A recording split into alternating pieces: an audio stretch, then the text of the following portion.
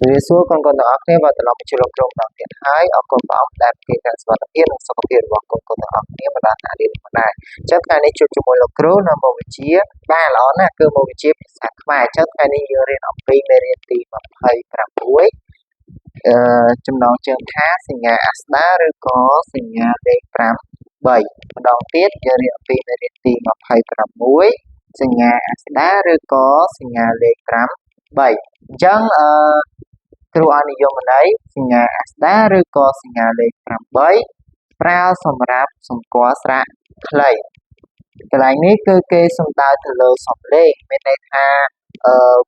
សញ្ញាអាស្ដាហ្នឹងគឺប្រើសម្រាប់ទៅលើឲ្យយើងអានសំឡេងកន្ត្រាក់ខ្លីមានន័យបែបហ្នឹងហើយចំណាប់សម្គាល់សញ្ញាអាស្ដាប្រើសម្រាប់នៅលើជញ្ជានៈ4តួអញ្ចឹងសញ្ញាអាស្ដាហ្នឹងប្រើទៅលើតែជញ្ជានៈ4តួឯង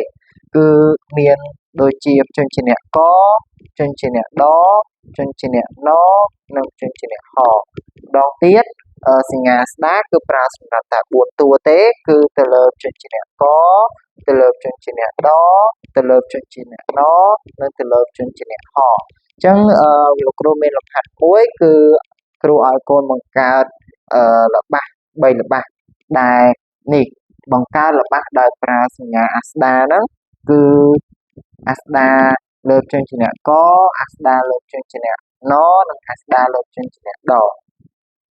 បាទអញ្ចឹងយើងទៅមើលចម្លើយជាមួយគ្នាបាទមើលល្បះទី1ល្បះទី1លោកគ្រូចូលចិត្តច្រៀងធីតា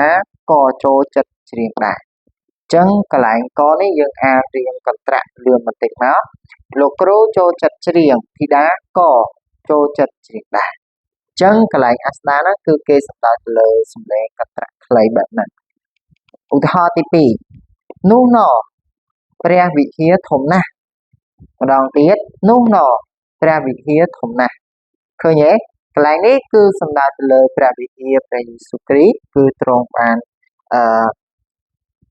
ឲ្យបង្រៀនបង្ហាត់កូនសិស្សរបស់ទ្រង់ផងដែរអញ្ចឹងកន្លែងនេះព្រះវិហារហើយយើងគឺថ្វាយបង្គំនៅថ្ងៃអាទិត្យគឺនៅក្នុងព្រះវិហារនេះផងដែរអញ្ចឹងល្បះទី2នោះណព្រះវិហារធំណាស់អញ្ចឹងកន្លែងហ្នឹងគេគ្រាន់តែឃើញព្រះវិហារពុបគេភ្ញាក់ផ្អើលអូព្រះវិហារធំណាស់កន្លែងថ្វាយបង្គំព្រះអង្គគឺធំណាស់បាទអញ្ចឹងល្បះទី